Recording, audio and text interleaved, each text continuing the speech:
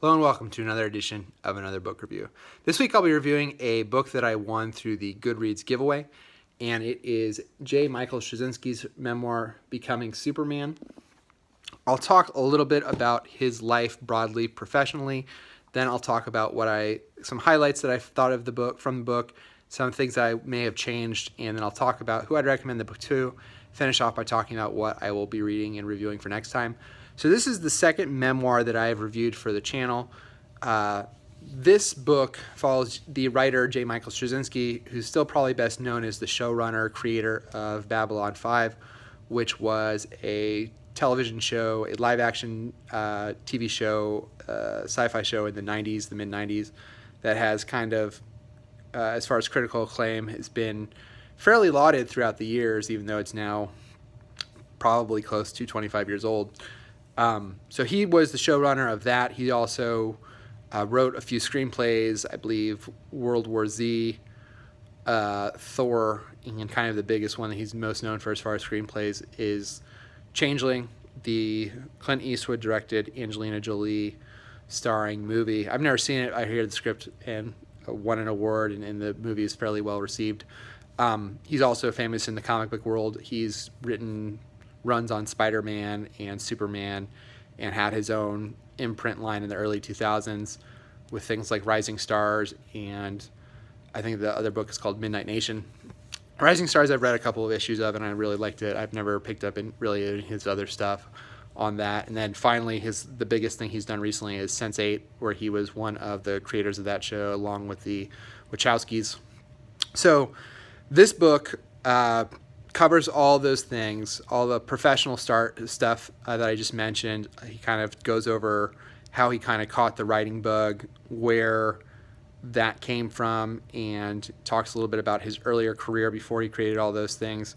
But really, mostly the book talks about his childhood, growing up in New Jersey in an abusive household. Both of his parents were abusive in their own way, and he kind of talks about the intergenerational effects of abuse on himself and his sisters, and then his grandparents and his parents and things like that. So it's really, I'd say about 50 to 60% of the book is really about his growing up in an abusive household.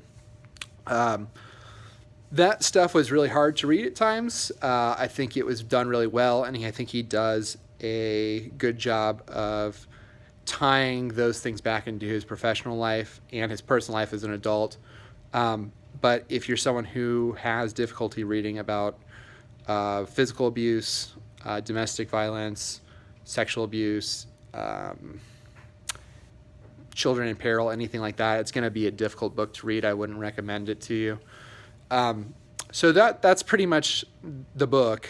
I personally enjoyed reading it, even though it was difficult to read. He puts everything in very clear and concise language, and he does a good job of kind of planting the seeds of a mystery early on that kind of pay off later. I thought it was really interesting. His dad is maybe one of the most despicable people that I've ever read about or seen or anything like that. He almost feels like a cartoon villain in his own sense, even though it sounds from everything that J. Michael here has written that these things are all true. He has historical documents to back up some of it. So I don't want to give too many spoilers away about that, the extent of some of that stuff. But suffice it to say, I did enjoy this. I think if I was going to come down with a criticism, I don't know how he would have done this without the book being maybe another 100 pages. And, there's somewhere it would have been a trade-off, but I would have really liked more on his career side of things. I think there are some of his major works I would have liked him to have gone a little bit deeper, especially kind of on the comic stuff. I think a lot of what he talks about gets like basically a chapter. There's a Babylon 5 chapter where he talks about where he was and the ideas, some of the kind of the seeds of ideas, but he doesn't go maybe as deep as I would have liked to of some of the inspirations for that stuff. That's really it. Everything else I definitely enjoyed about it. There's not a ton of like behind the scenes of Hollywood. There's all this interesting stuff. He does get into kind of some power struggles that he had on some of the shows.